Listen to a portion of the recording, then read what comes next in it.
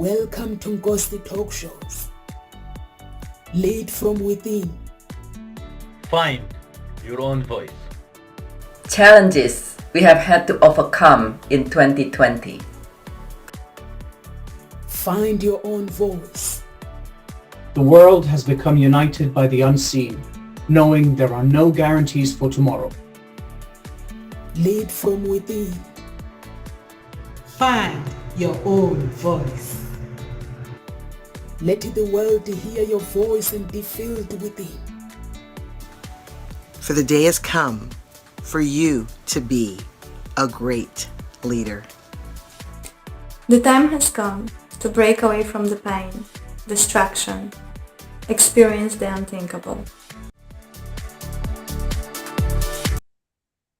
Welcome to Bossy Talk Shows, everyone. If it is your first time on this channel, we talk about everything. We have all coaches from all walks of life, so we cover almost everything.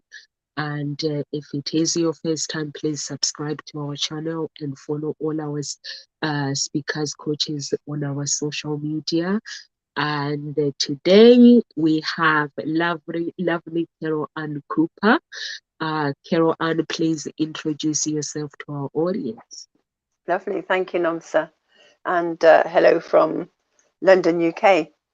And as the writing facilitator, what I do is I support women in shining through getting their story written, because you cannot publish what isn't written. And all of this has come about through my,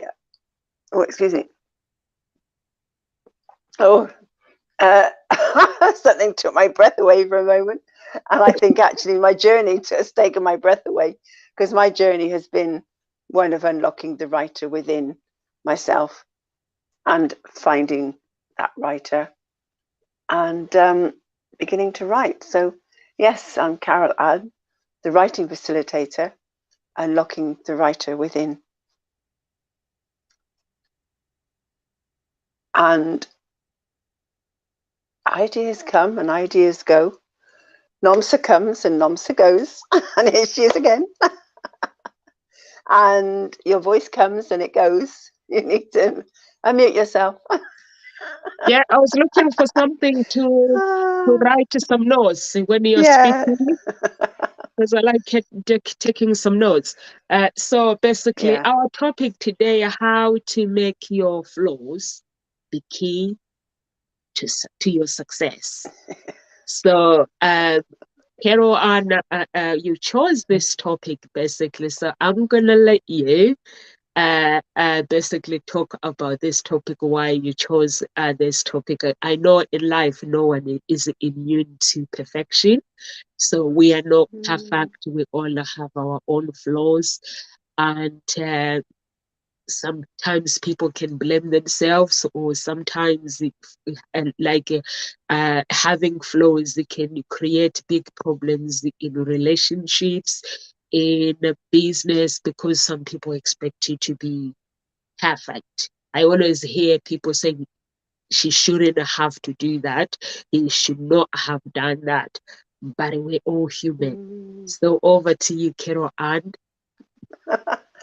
Oh, I think that's a great, what's the word, excuse, saying, oh, well, I'm only human.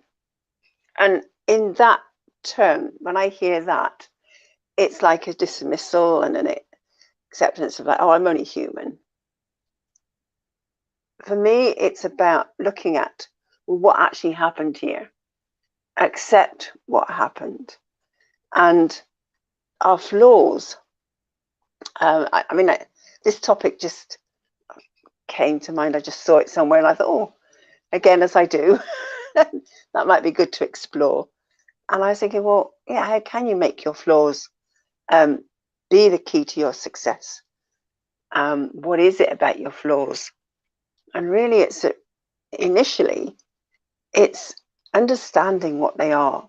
And maybe you only think there's a few flaws, but actually, a flaw is something that isn't quite perfect. With a character flaw, it's a fault or a weakness in a person's character. And I like that word weakness. It's maybe something that isn't a strength. An imperfection, it's a limitation, it's a deficiency, or a problem that affects the way others perceive us. And I think that's the key. It's in the way others perceive us. Because how we are is how we are. But it's a problem for other people. And the only reason it could be a problem for ourselves is if it stops us moving forward. If it doesn't create the results that you're wanting, or the relationship that you want, then it's about looking at, well, what is actually going on here. So it's about recognizing your flaws, your weaknesses. And for me, one of my weaknesses was actually writing. And what I've done is I've explored, wasn't intentional in the beginning, but it sort of got thrust upon me and has become a journey of exploration and quite an enjoyable journey. I say enjoyable. Where I've got to is quite enjoyable because I'm enjoying words, I'm enjoying exploring writing, I'm enjoying playing with words now in a way that I didn't before. And my lack of enjoyment with writing actually showed up as quite a serious flaw when I was teaching, because we always had to write reports at certain times through the year. And guess whose reports were always late? Always late. It was like, something I used to get pulled up on, and because I would sit and I would know what I felt, and I could see about the pupils that I needed to write these reports about. But to find the words in just a short little sentence or two, because it wasn't a great big long paragraph, it was just a sentence or two, I struggled. And I'd eventually get them done, but it was a painful experience. So that was quite a serious flaw there. So is there a way I could have made that a key to my success? I think exploring that and seeing how could I make this work for me such that I could get the job done more easily. And then it becomes knowing yourself and working with that, and it becomes a personal development journey. And now I think I'd be able to do it more easily because I have tools and skills that I didn't have then to help me. So what are you hearing, Nomsa? And what did you think when you saw this title? When I saw this title, basically, I just thought about, when you know your flaws, if you know that you have made a mistake in whatever you do, whether it's business or anything, you have to take responsibilities. Or it's like myself when I like if I'm writing my assignment, if I know that if I don't feel too good, or I'm not gonna send it, even if it's a deadline, I can't send my assignment if I feel that I'm not in the right place. I just have to email my tutor and ask for extension and basically tell the truth why I need extension. But before, if you were to meet me like 2009, like 2006 or 7, I'll make excuses, tell a little bit of porcupines. But I've learned that when I did the Paul McKenna's programs, the telling porcupines was the thing that I had to divorce. I had to get rid of it, basically be honest But before, I would just make things up. But now, if I'm late or if I feel like I can't do it, or I'm running late, or if I'm doing something, or even my clients, if I can't do something, or sometimes if I have missed an email, or sometimes it's simple the matching as well. You know, when you match on the website, you go on the website, it does say women join for free. But then if 6 months, it does explain that there are no guarantees that we are going to match you within a certain time, because there's matchmaking is very, very complicated. Just because you are a woman, it doesn't mean that you're gonna match our client. So I might have 1,000 people, women in the box, and the man walks in, and I might not have a match for them because people are very, very specific with what they want. So you find the women like are not understanding, like I am very successful, I'm this, I'm this, I'm this. But then people, you might find that you have a dog. Client does not want someone to date someone with a dog. Or you are allergic to something and a client does not like somebody who is allergic to something. It's so creepy when it comes to matchmaking. You can't convince people and say this is silly, this is what. So they basically do what the things that they would do on the online or dating site. They come in and they choose whoever they want to date.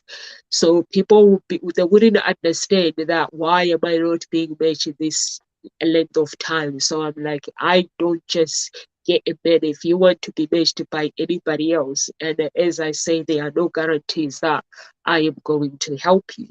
So I just put people in the box and hoping that I'm gonna help them.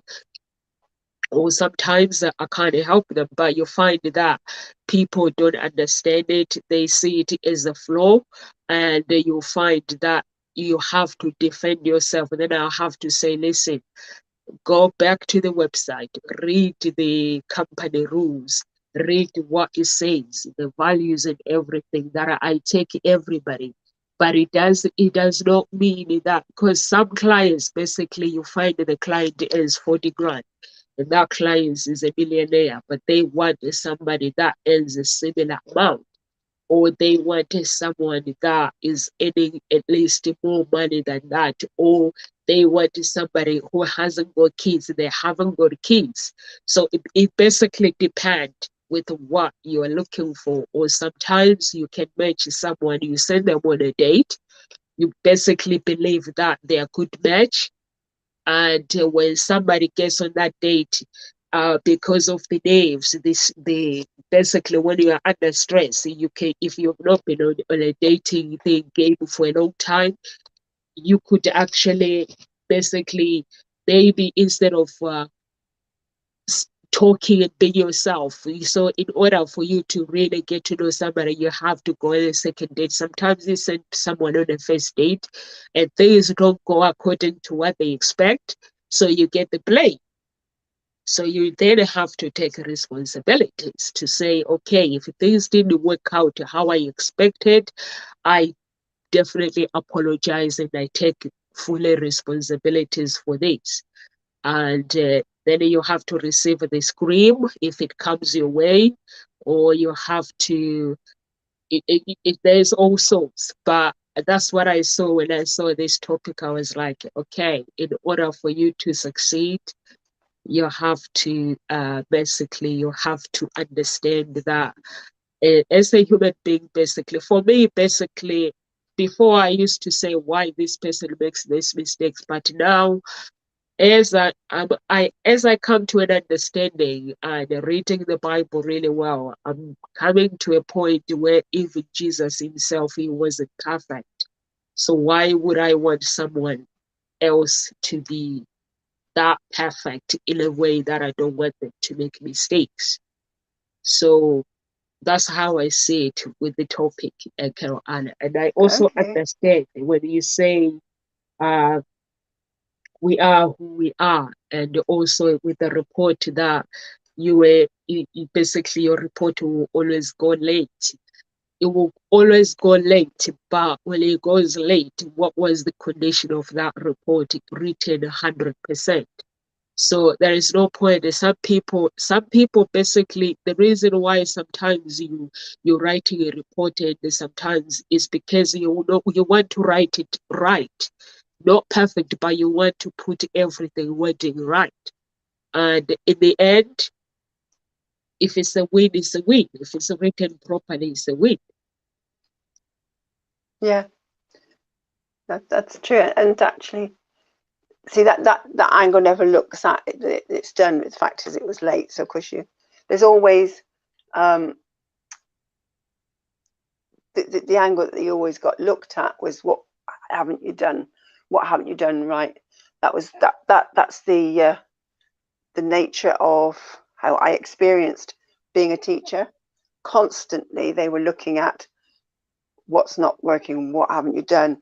There was never any real praise, or looking at what was positive. It was always the negative, so yeah, so thank you for looking at it. I got them done, and they were perfect. I managed to get something out that felt, what I wanted to say. And I love you saying that you're telling porcupines to get, So looking at that, it's like, oh, you're a great storyteller then. You're good at telling porcupines. There was some great ability to storytell and tell stories. So that's something, it's actually sort of reframing things, looking at it in a positive light. Okay, yes, no, telling porcupines is not the way to go, but it's actually, rather than making it something that's negative, it's taking that positive side of, well, I'm good at making up stories. How could I use that, in other ways, and create stories? And what I'm hearing, you said something about they see it as a flaw, and I heard it in relation to you not being able to give any guarantees that things will necessarily work out. What I heard there was someone who's actually standing in your own truth and being honest. Because if you can't give a guarantee, then why would you give one? It's being upfront, it's being honest, and it's recognizing it's their perception that this is a flaw because you can't give a guarantee. And so it's interesting the different spins that you can put on this and look at it. And so the question is, how can you perceive your flaw in a new light? There was a few examples that I saw online when I was looking up, a bit more into this, and something that I'm introverted and socially awkward. You're a great listener. And I thought, ooh, because that's something I've always felt, that I'm always introverted. I always felt socially awkward in terms of joining in a social gathering. That yes, I'm always listening, always watching, So you're a great listener. So take a different spin on it. And something else, I worry about everything. You're considerate and caring. That's another way of twisting things around and putting a positive spin on it. And something that I was always accused of, being bossy. My sister in particular was very good at saying that you're bossy, stop bossing around.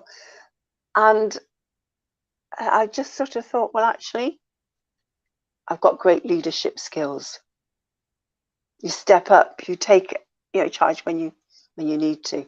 And if that is seen as being bossy, well, how about the other people stand up and say something, to contribute to things moving forward? Are we all going to sit there in silence and go nowhere? Someone has to stand up and say something and start directing. Maybe the way it was done. So it's if it comes over as being bossy, then look at it, recognize, well, actually, rather than taking it as a criticism, say, well, actually, I've got great leadership skill here, and what is it about the way I'm leading that this person isn't comfortable with? So you can actually learn from that. Doesn't mean that you're wrong, and it's about not taking it personally, but it is recognizing how it has been taken by someone else. And so that you can learn and grow from that and become a better leader that doesn't have that bossiness land over there with them. It might land with someone else, but again, then it's their issue. So again, it's another conversation.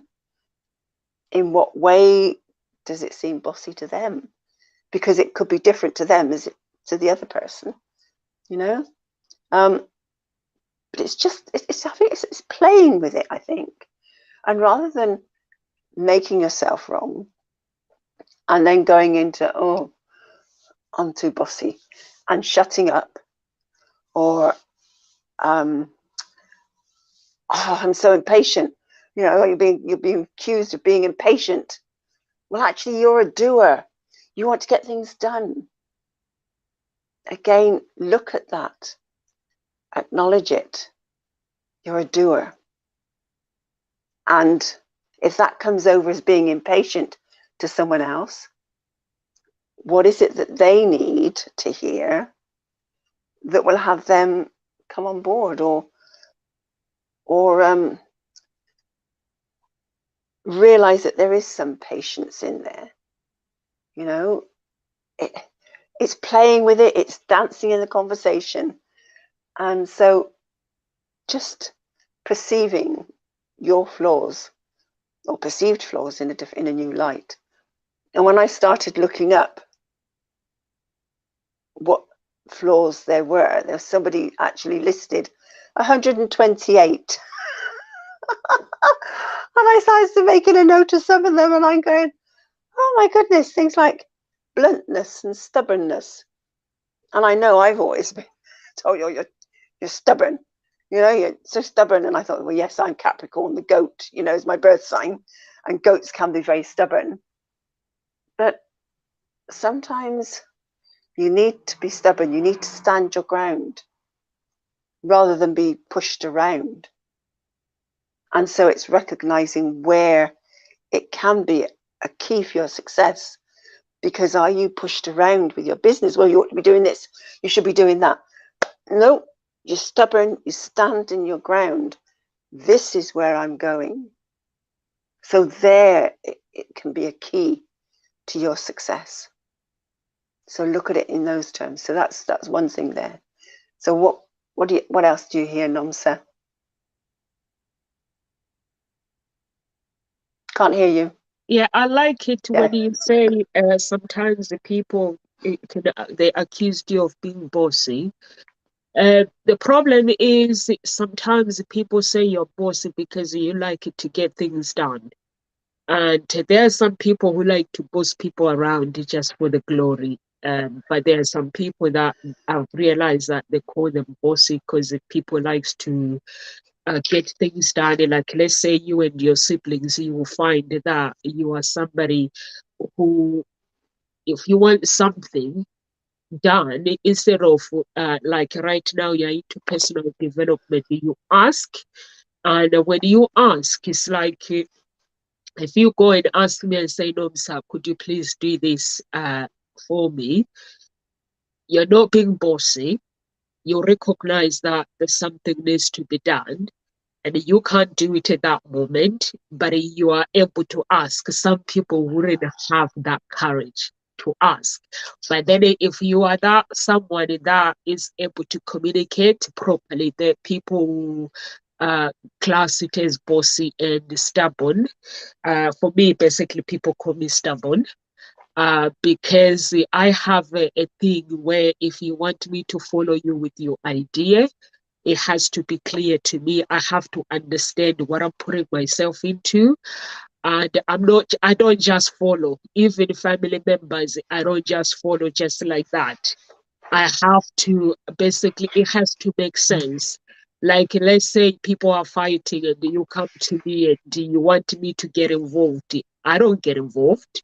I have to find out what party do I need to play. And or let's say sometimes somebody comes in and say, if they have a problem with someone, let's say members of my family, they have a problems with each other. My job is not to take side, and my job is to love them both and let them deal with it, both of them, without me getting involved. And my family, sometimes my siblings don't understand. They basically, if they come to me and tell me that I have a problem with this person, I can't comment on it, because if I do comment on it, I'm basically putting fire, making things worse. So I have to be careful of basically whatever is going on, so that these people can basically love each other and make things up without me, without me getting involved. Because if I get involved, I'm saying fight more, and then it will go back and say, my sister is saying this, and then I'm gonna fight you more. So I have to say, as much as I love you, I can't get involved. Or else, if there is something that I need to follow, or somebody wants me to follow their idea, or they want me basically to get involved, I don't get involved. I've always been like that. I get involved for love, helping, giving love and supporting. But when it does not make sense, I don't get involved. I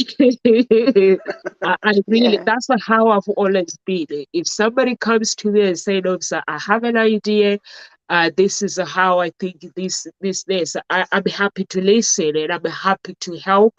Or even if it's a gossip talk show, I'm happy to actually let the idea get involved. But if it's something that doesn't make sense, or someone says everybody's doing it, like the other speakers, they wanted us to change the time, instead of doing 1 hour, make it 40 minutes or half an hour. So I was like, but if I have 2 speakers or 3 speakers, it does not make sense, because I know that some speakers, some places, they do podcast for 40 minutes.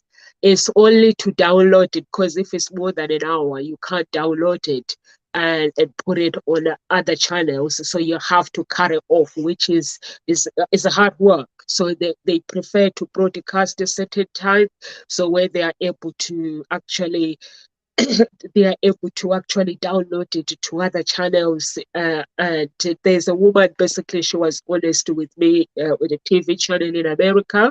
She said, I'll make sure that I'll do it for 40 minutes, because if I do more than that, I can't download it to and put it on other channels. So it has to be a voice, not a video. So we do it as a video on Zoom, and then she has to use the audio, only the audio, to download it to other channels. So apparently other channels only accept the 40 minutes. But the other speakers, they don't know why people cut it to 40 minutes.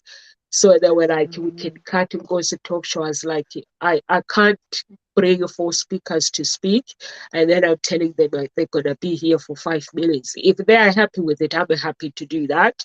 But if they're not happy, I'm not. It's fine. So it's just that there are some things that basically I'm happy to listen.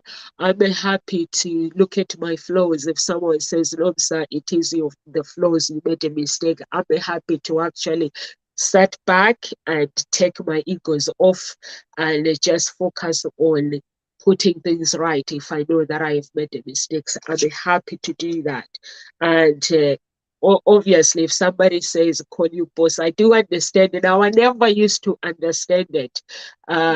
Basically, that when you use somebody who gets things done, there are some people who are really bossy tense.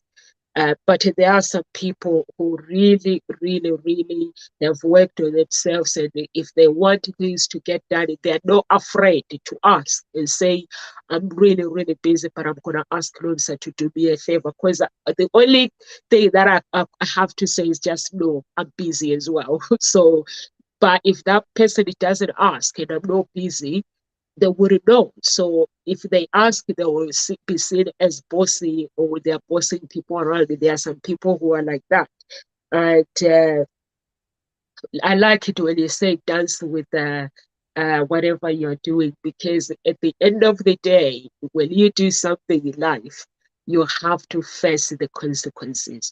So some of the consequences might be negative, might be positive. So whenever we are doing, even like right now, when we broadcast, I think we did broadcast. That was last year during lockdown, and somebody accused Shireen of copywriting straight away.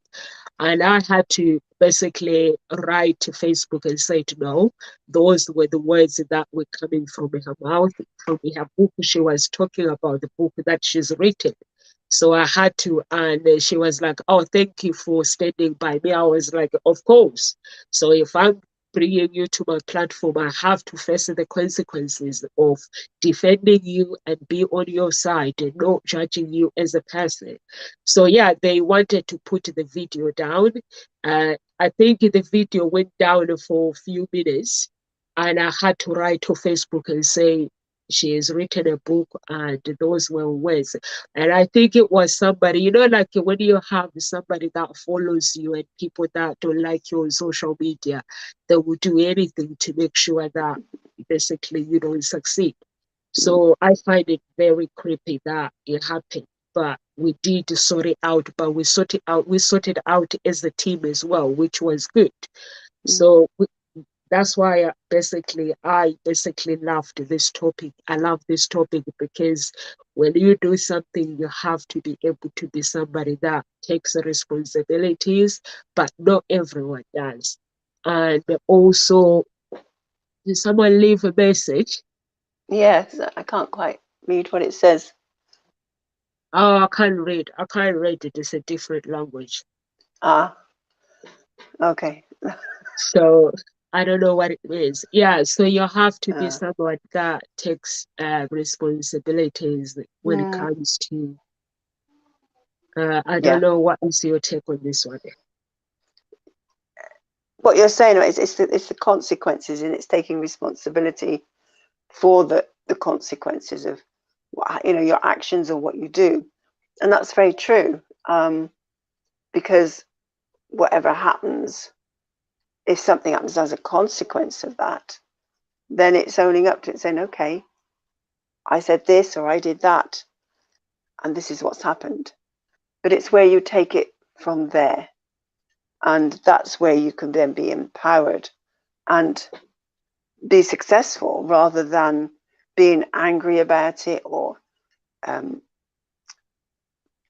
shouting at them, or blaming them and saying, no, or disagreeing. It's about having a conversation and understanding where the other person's at, or what has happened. So yeah, totally agree with you on that. And so in terms of your flaws, things like maybe you've been incompetent and you're accused of being incompetent, and yes, okay, you were incompetent in that moment. You've been a bit erratic. These are all flaws. A bit indifferent to everything going on. Those ways of being are going to have consequences. So it is about then taking ownership of them. Love yourself anyway. Don't stop loving yourself. Don't start hating yourself because, oh God, I was told I was incompetent. I've been erratic. I'm too indifferent. It's a fault. Listen to it very carefully. Take the feedback, take the understanding, and acknowledge perhaps where does this come from? Are there any issues beneath those flaws? Is there something that's going on at a deeper level for you that has you show up as incompetent, erratic, indifferent? Is it who you're naturally, are or not? If not, then there's something else going on. If it is, then again, there may be something deeper going on that has you be that way. So look for those deeper issues and use them to guide your own personal development, your own self-improvement. It's what I call personal discovery. It's about how you can discover yourself and dive deeper. Because what is it that has you being incompetent? What was it you were doing that made it come over as being incompetent, erratic, indifferent? Either one of those three. Those are just three flaws that have popped out at me on this list that I've got, that could be there. But use them for personal discovery. Use them for growing. So this is how you can make them the key to your success. Because if you can look at them, go deeper, still love yourself, but discover what goes on underneath, and then rewrite the story so that you can then shift that incompetence to being competent, and so it's not so much a flaw, it's a way of being that in that moment has a deeper reason. So again, it's looking at it, perceiving it in a different light and working with that. And who is it? Lady Gaga says, I allow myself to fail. I allow myself to break. I'm not afraid of my flaws. So it's about not being afraid of your flaws. Face them, acknowledge them, and just recognize that the consequences that there are of having those flaws, and take responsibility. So I think that all wraps up in there quite nicely, doesn't it? Yeah. And there's being dyslexic, these labels that are pinned on people because there's a so-say flaw. Well, if you're dyslexic, for me, it's not who you are. And I always suggest that people rephrase it. Instead of saying I'm dyslexic, say I'm doing dyslexia at the moment. Because if you're doing something, then you can stop doing it. But it doesn't put it on, it doesn't define you. It's just a way of being, it's just a way of working. And it's looking at it and understanding, well, what does that actually mean? And because by putting a label on, you're actually dismissing what is going on at that deeper level. How you're wired up, how you see things differently to other people. Your brain processing is different. How you process what you hear or see is different to other people. And it's understanding that, and it's being able to help other people understand it rather than making it wrong. And then being able to say, well, how can they support you? How can you support yourself with that? And actually, the way of thinking of someone who's doing dyslexia, they can be totally creative. They have a different way of looking at something, which is absolutely amazing because they have ideas that you wouldn't even think about. That's all it is. you know, and we all have that potential. We're all wired up differently. Our brain's wired up in different ways. And it's about recognizing how we work. And okay, if that's deemed to be a flaw, acknowledge it, accept it, and go embrace it, and then work with it and turn things around. Yeah. What else was it? That's right. No human being should be a role model. We all have flaws. Jim Brown said that. It's like, and yet we're always talking about modeling other people, you know, looking at them and modeling them well. And then when they don't stand up to what we believe that role model should be, they fall down in some way. All of a sudden, it's like we cut them down, we judge them and pull them apart. Okay, it's a flaw that they have. It's part of who they are. Why do we make them wrong? You know, so just acknowledge people have flaws and work with it. And don't put them up on the pedestal. Don't put them up there. You know? Because everybody has got a flaw somewhere. You know. So I'm actually thinking of what happened with Will Smith the other day. I don't know if you saw that Nomsa with that comedian, or the MC. I actually and what he saw did.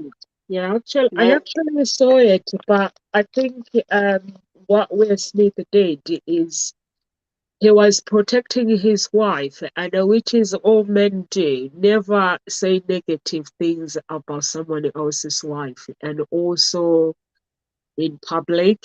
And I think when there's somebody, you have to be somebody who really is very like spiritually deep. Spiritually, it's not just, I hear some people, have been reading on social media, some people saying you need coaching and stuff. It's got nothing to do with coaching. People can coach you, but if your habit is still there, your ways, the anger will still be there. So you have to, meditation does help to calm you down, because it helps when somebody makes a mistake.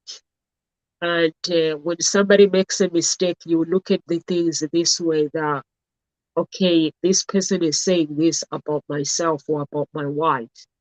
They're actually, there's something that means it's them that have something wrong, not my wife. But Will Smith didn't see it that way. When somebody says negative things about you, normally there's 100%, it doesn't mean they're talking about you. It's always what they feel. When they criticize somebody, it makes them feel better. But Will Smith is not there yet spiritually to actually crucify his flesh and actually be in a position where he can just watch somebody making a mistake and go and give them a hug and say, I love you, regardless of what you just said. I love you. And I don't blame him either. If it was before, I would blame him. But now I know that, now that I understand that how God works, how other energies. I know when you listen to other speakers, they say you can manifest, you can do this.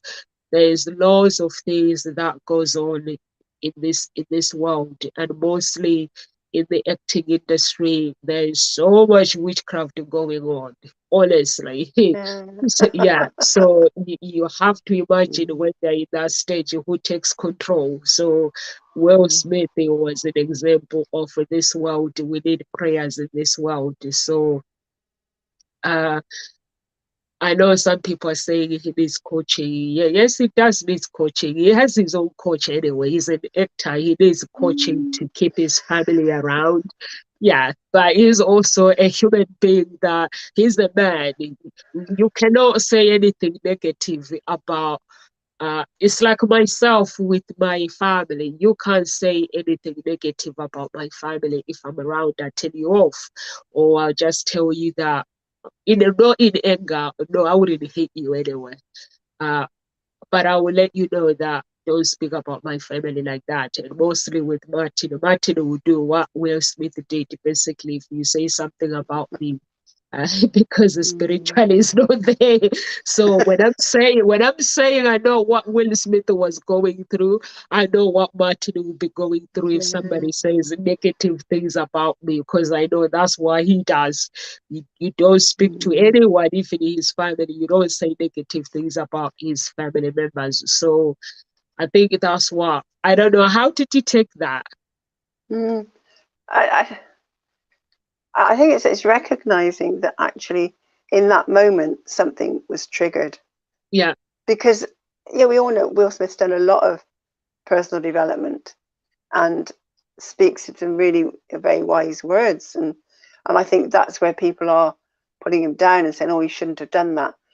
But what they don't realize is that sometimes in that moment when you're triggered, there's you fall down into the brainstem and there's a reflex that just takes over, and you actually have no control in that moment.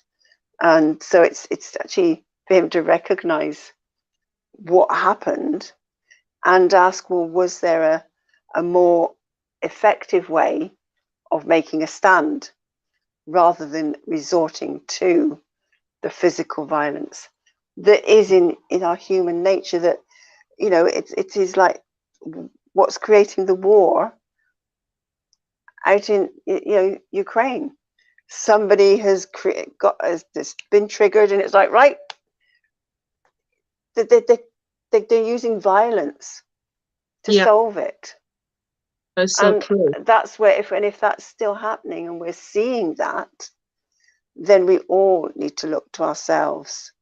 Where in us do we still get triggered and resort to violence as an answer? Yeah. Rather than telling the other person, oh, you're wrong, because it's showing up that it is still here in humanity within us. And I do believe, and though it hasn't actually been said a lot, but I caught a glimpse of when Will accepted his award, he did apologize. And I didn't hear all the words. It's like they cut it short, but he did apologize. So he has an awareness of what happened there, but we're not hearing all of that. So we're just getting a glimpse, and everybody is being, wound up and about it. And also, Carol, and you don't know, these people, they might have done some work together. Maybe they are brothers. There are some people that basically, when someone is close to someone, I know how he reacted. It wasn't right. But for me, basically, I would say in the film industry, there's so much witchcraft, even on TV. There is a lot. And I've seen people sometimes, because I just pray and meditate a lot, sometimes somebody will speak, say something, even like when I'm somewhere, they will speak, and then I'm like, what? And then sometimes they'll say something, and I leave it there. And then I go and remind them what they just said, and they haven't got a clue that's what they've said. And so now it's making me realize, since the pandemic, the coronavirus, basically, there is some things that have been scattered, basically, that are going on, and which is the mind control, even with the government as well. These people are being controlled. So you just have to, and I followed Will Smith on their Facebook page, with his wife and his journey, acting business and stuff. And I see that he has gone through rough times with his wife and his family, and people criticizing his children and criticizing his family. And as a man, sometimes you have to be really spiritually to be able to accept that. If you are not basically spiritually, and you don't know how to respond to personal development. Yes, it does help, but you just have to be somebody that basically just meditate a lot to be able to accept that. I've seen how people have spoken to about his wife and about his children, and it's not very nice. And also we forget that these people that are in the acting industry, they are just a human being like us. And sometimes you may find that some people say things like, how many people do you think who are viewing that video? How many people who are actually viewing? Oh, It's God. millions and millions and millions. It's Yeah. gonna basically, it's gone viral. Oh, Uh, yeah. yeah, because when Yeah. I saw the slap, I was drawn to see what is happening. But I'm glad that I didn't judge him. I just said, I hope he is okay. Both of them, I hope they are okay. But I didn't know it was real. I thought it was a joke. Yeah. But Yeah, hey, let's hope it gets sorted out. But the thing is, everybody has their own opinion. they twist it, they turn it, they got their Yeah, own opinion, and yeah. it gets chewed over and chewed over and chewed over, and something huge made Something out of it. huge. Yeah, yeah, You know, it happened. yeah, It happened. You know, so learn from it. And yeah, if you actually somebody that's seen it and has reacted to it in some way, look to yourself. What's the reaction there? What can you learn from it? Rather than condemning somebody else and making them wrong, learn from it. What teachings can come out of it? You know, and we all make mistakes. yep. And he made a mistake. Where have we made mistakes? You know, that maybe not have such big limelight and consequences in that term. You know, but what I could hear was that that wasn't the first time that this person had a go at his wife or made a comment. You know, Yeah, so that's why I'm saying we don't know the history, we don't yeah, know the background. We yeah, just get a snapshot in time. You know, so own your mistakes. Something you can do, which I heard him apologize. But if you make a big mistake, whether it's on such a grand scale as that or a smaller scale, own your mistake. That's the first step. You know, and then recognize, is this an opportunity to learn? Well, yes, I'd say every time there's always, it's feedback, isn't it? It's yeah, feedback here. Take it as an opportunity to learn, and then actually look at it carefully and yeah, ask yourself, what was I trying to do? So what he was trying to do there was communicate yeah, something, wasn't he? yeah. Communicate that this was not okay. What went wrong? Yeah, well, That's why I'm saying, it's what Caroline, happened. Yep, yeah. never When did say it go wrong? It negative was in that things. moment. Yeah. Yeah, never say Why did it go negative wrong? things about somebody's wife. No, exactly. But also, it's a both of them, yeah, can take and look at it. Yeah, The mistake was the comment was made. The mistake was the reaction that happened. yeah, So what went wrong? When did it go wrong? Why did it go wrong? And then learn the lessons, you know. But it's not just about learning the lessons. You need to put them into practice. So that would be the key if he's learned from it. If it happens again, well, whether this person does it again, but if he does, do you get a same reaction or do you get a different response? You know, a response rather than a reaction.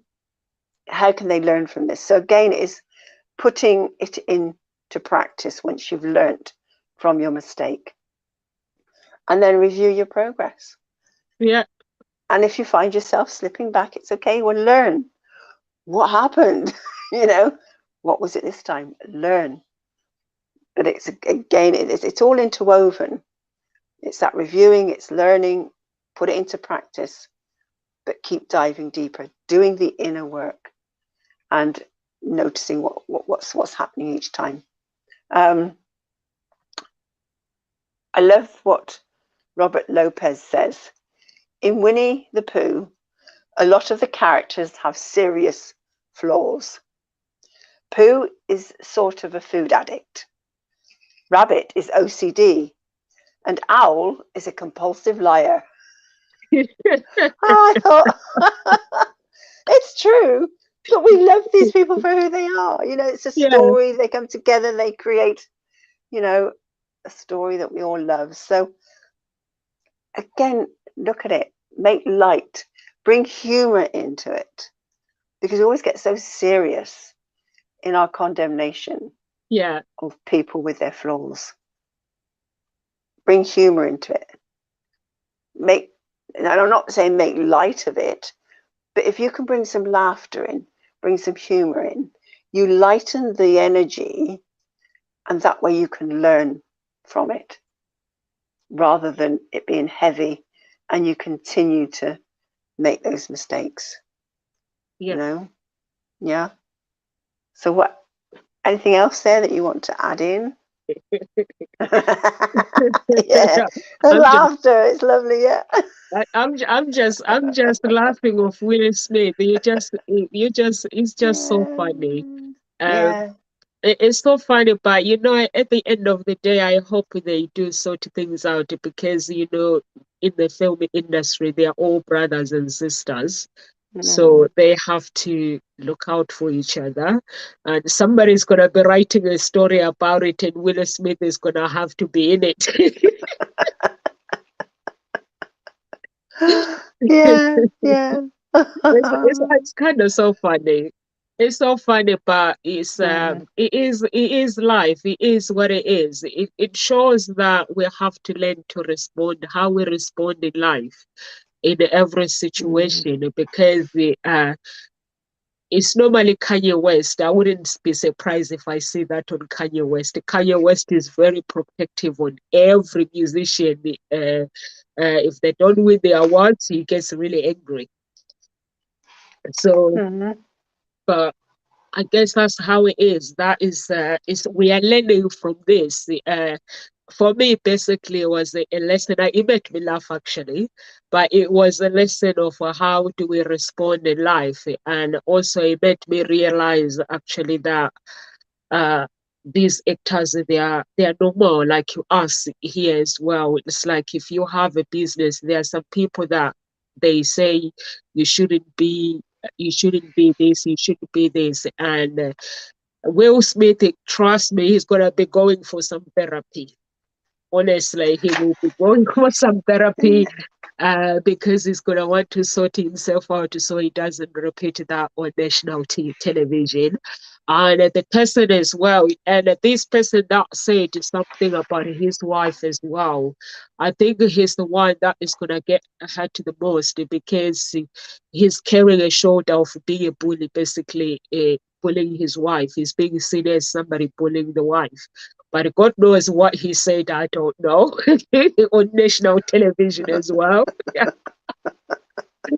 So we are learning both of them. Basically, they need to learn that it cannot be done on television because they're not our role model, but for the children, when they are watching them, they are the fathers of the fathers that are the children, our children. And when they see them watching on TV, basically they see them as their fathers, they represent fathers and mothers. So there are some things that they're allowed to make mistakes, but some of it is just getting out of control. We can't get glory by making fun of you. If I can't make fun of you, like here on YouTube and get the glory out of it. I can't do that. As a person, I have to know my boundaries. So both of them, I hope they know their boundaries. They will learn their boundaries. What can be said, what cannot be said. It's nice. You can tell me off. I can tell you off if it's just us. But when there's other people, it's too much to take. And I hope his wife forgives, she forgives as well. They forgives the other person that was saying things. So for me, basically, Carol, and do you have any words of encouragement before we leave? Yes. There's an expression that I saw was be flawsome. Embrace your flaws and be open about them. Don't hide them. Be open about Yeah. it.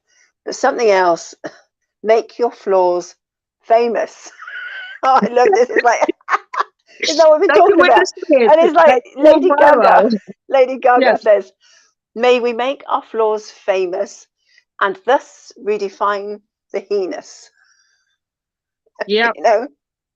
How Yeah. beautiful that is. So there's a flaw there that Will Smith had. Woof, did he ever make it famous?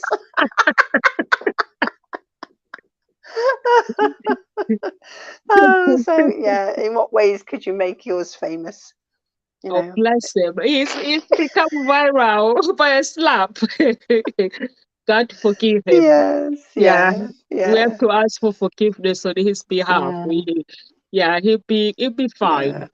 Yes. Yeah, for me, basically, I'll just say I know I've been reading on social media everyone commenting that Will Smith, the coaches, the other coaches, anyone, basically they are using his story to make business. So, Yes. Yeah. for me, basically, I'll just say, just embrace your flaws and take responsibilities as well. If you do make a mistakes, be the first person to basically take responsibilities and say sorry or correct the mistakes. And just know that the word perfection it exists in the dictionary, but it doesn't exist in the real world. So Will Smith is our example that we are not perfect. We're always gonna make mistakes, and also forgive those who have made mistakes as well. And knowing that when you make a mistake, there are some people that makes mistakes and it comes the word like Carol and like they start blaming themselves, making themselves wrong. So just don't make yourself wrong. Don't blame yourself. Correct it. If you see that you've made a mistake, create a plan to work on your habit, or if it's a habit that you see that is affecting your life, like Will Smith, that habit is not right. So no matter how much somebody hates us, we have to and just respond in a basically respond. Make them know that they've wronged you by responding appropriate, whatever that might be.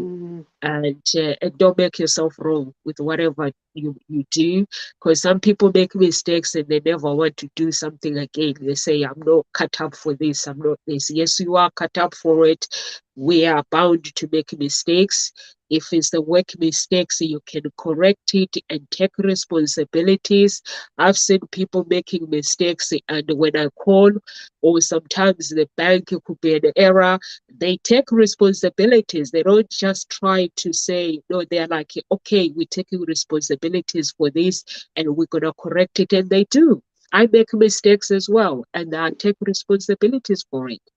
So that's what life is. Life beauty is all about acknowledging what you've done, the bad habit, and just working on them and getting rid of them. So creating a plan that works for you. So we are here to Ghost Talk Shows Monday to Friday, 1 p.m. UK time. Please follow us on our social media. And if you would like to follow our coaches, please do. And if you want to get in touch with the Carol Ann, writing facilitator, if you always wanted to write something business wise, it's costing so much money to basically to hire somebody to write something for your website. So if you are somebody who loves to write and you don't know where to begin, she's the right person for you. Get in touch. Looking for love, Nomsa is a love harmonist, the right person to get in touch. God bless everyone and live with grace. God bless.